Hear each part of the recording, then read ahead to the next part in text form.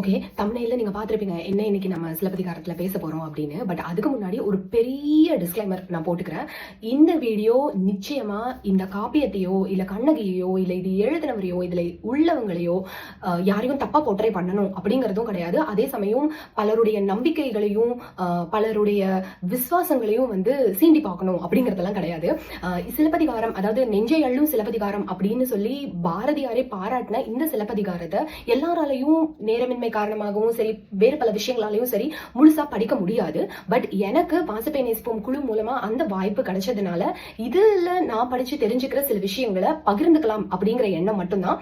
ஆசைப்பட்டா பாருங்க, இல்லைன்னா தயவு செஞ்சு ஸ்கிப் பண்ணிட்டு போயிடலாம், உங்க இஷ்டம் தான். சோ இன்னைக்கு நம்ம என்ன பார்க்க போறோம் அப்படின்னா, வஞ்சின மாலை அப்படிங்கிற காதையில கண்ணகி வந்து ஒரு 7 வகையான கற்புடைய பெண்டிர்களை பத்தி பேசியிருக்காங்க.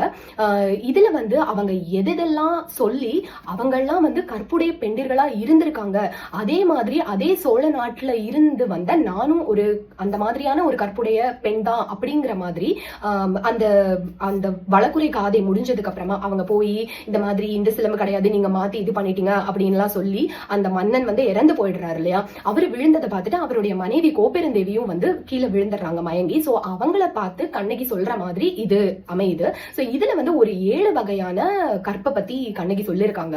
அது என்னென்ன அப்படின்னு ஒன்னா பார்க்கலாம். சோ முதல் அவங்க சொல்லிருக்கிறது என்னன்னா, ஒரு பெண்ணுக்கு வந்து மதுரைக்கு வர வழியில வந்து திருமணம் நடக்குது ஒருத்தரோட.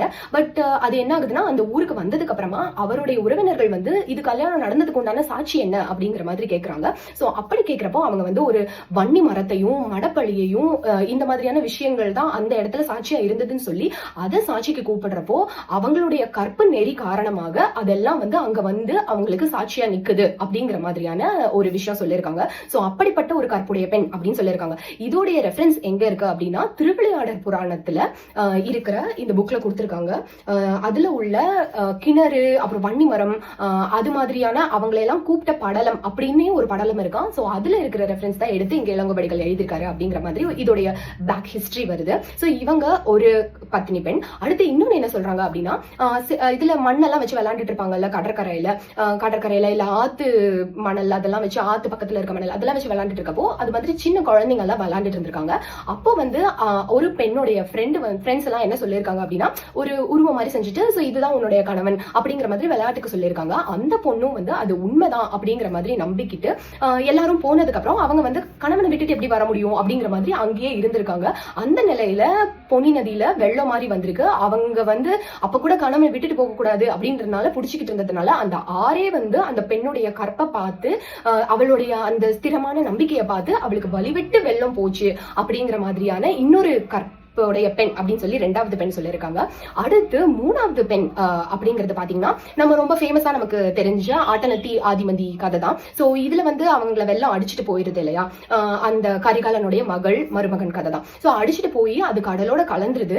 இவங்க வந்து அந்த வெள்ளத்துக்கு பின்னாடியே போய் அந்த கடல்ல போய் ரொம்ப ஸ்ட்ராங்கான தோள்களை உடையவனே அப்படிங்கிற மாதிரி கத்தி கத்தி கூப்பிட்டுட்டே இருந்திருக்காங்க. சோ இவங்களுடைய அந்த வெள்ளத்தோட போயிட்டாங்களே அப்படின்னு விட்டுடாம பின்னாடியே ஓடி போய் கடல் வரைக்கும் போய் அவரை வந்து மீட்டுட்டு வரணும் அப்படிங்கிற அந்த கற்பு தன்மையை பார்த்து கடலே வந்து அவரை வந்து திருப்பி கொடுத்துருச்சு. சோ அந்த மாதிரியான ஒரு கற்பு நெறி கொண்ட இன்னொரு பெண் அப்படிங்கிறது 3வது பெண் அப்படின்னு சொல்லியிருக்காங்க.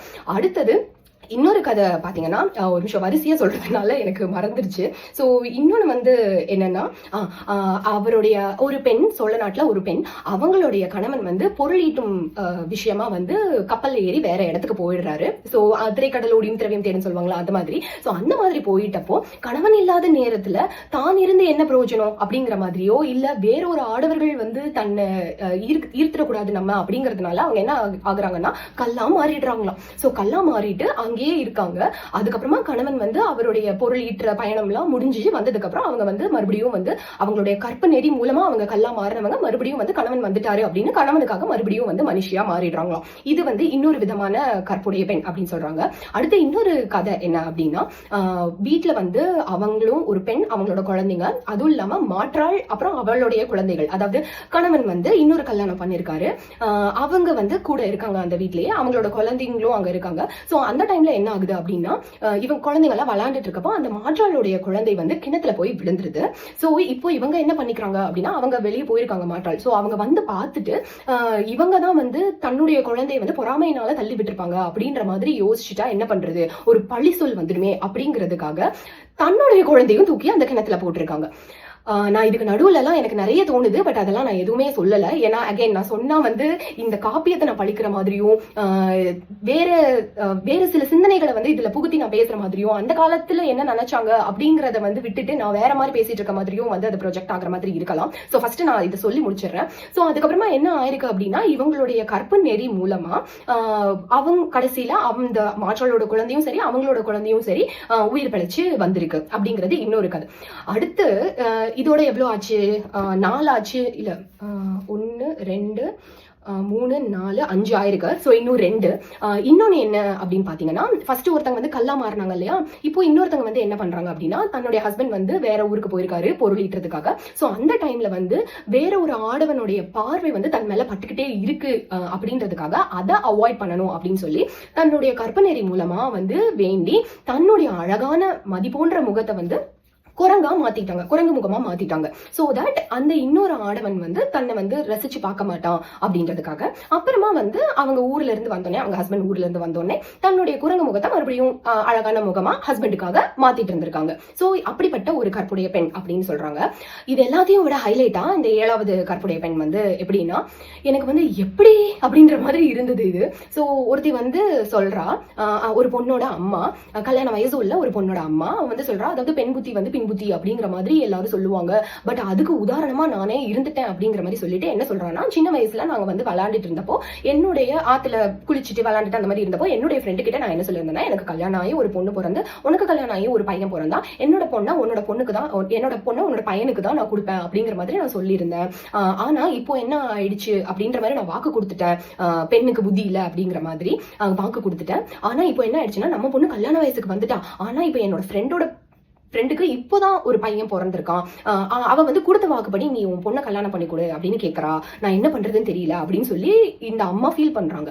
இதை வந்து அந்த பொண்ணு வந்து கேட்டுட்டு, அடடா இந்த மாதிரி ஆயிடுச்சு, நம்ம அம்மா கொடுத்த வாக்கு வந்து காப்பாற்ற முடியலையா அவங்களால அப்படின்றதுனால அந்த கற்புடைய பெண் என்ன பண்றாங்க அப்படின்னா, நம்ம போய் காப்பாத்தலாம் அப்படின்னு இவங்களே தன் அலங்காரம் எல்லாம் பண்ணிக்கிட்டு போய் அந்த பையனை வந்து கல்யாணம் பண்ணிட்டு தலைமையில வச்சு தூக்கிட்டு வராங்களாம். சோ இது வந்து இன்னொரு கற்புடைய பெண் அப்படின்னு சொல்லி இந்த மாதிரி 7 வகையான கற்புடைய பெண்கள், அந்த மாதிரியான பெண்கள் எல்லாம் இருந்த சோழ நாட்டுல பிறந்தவள் தான் நானும் அப்படின்னு கண்ணகி வந்து அவங்க கிட்ட, அந்த அரசனோட மனைவி கிட்ட, கோப்பெருந்தேவி கிட்ட சொல்ற மாதிரி இந்த மஞ்சின மாலையில ஒரு பாடல். இது வந்து ஆக்சுவலி மிகப்பெரிய பாடல். இது கிட்டத்தட்ட 30 வரிகள் கொண்ட பாடல். இது ஃபுல்லா நான் படிச்சேன் அப்படின்னு சொன்னா கொஞ்சம் லேட் ஆகும், அதனால நான் வந்து படிக்கல. ஒரே ஒரு லைன் மட்டும் எனக்கு ரொம்ப பாதிச்ச லைன் அப்படிங்கிற மாதிரி.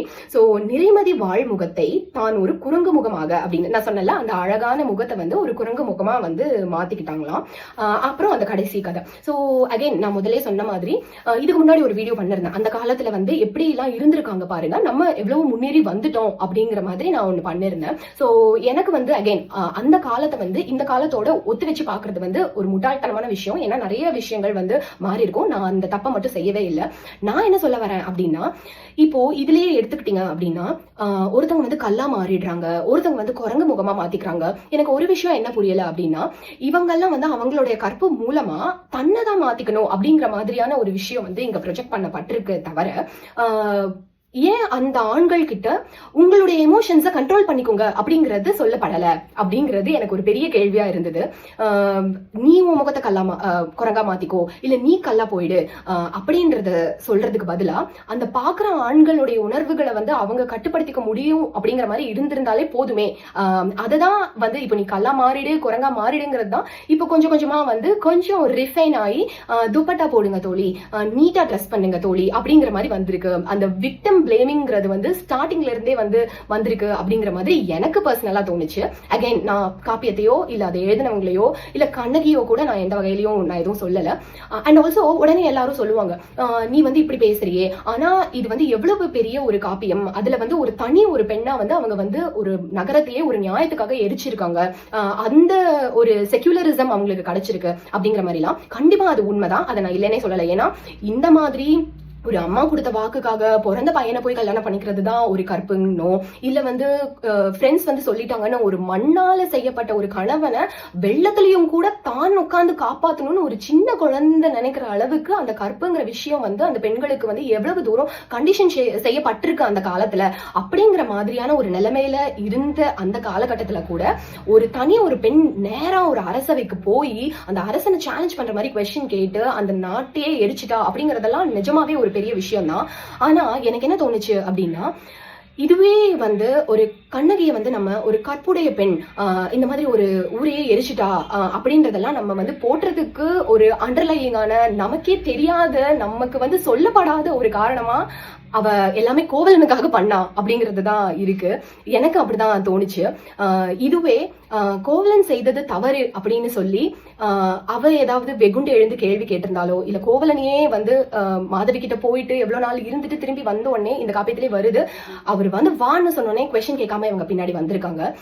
சோ அந்த மாதிரி பண்ணாம எதிர்த்து கண்ணகி கேள்வி கேட்டிருந்தாலோ, இல்ல தன்னுடைய நியாயத்துக்காக கண்ணகி வந்து போராடி இருந்தாலோ, இதே அளவு மதிப்பும் மரியாதையும் இல்ல இதே அளவு ஒரு கற்புடைய பெண் கண்ணகி அப்படின்ற மாதிரி நம்ம பாராட்டி இருப்போமா அப்படிங்கிறது எல்லாமே வந்து ஒரு கொஸ்டின் மார்க் தான். இதுல கூட பாத்தீங்கன்னா வந்து இந்த 7 வகை கற்புடைய பெண்கள் அப்படிங்கறதுலயோ கூட ஒரு மண்ணால் செய்யப்பட்ட கணவனை காப்பதற்காக அந்த வெள்ளத்திலேயே அந்த பொண்ணு இருக்கா.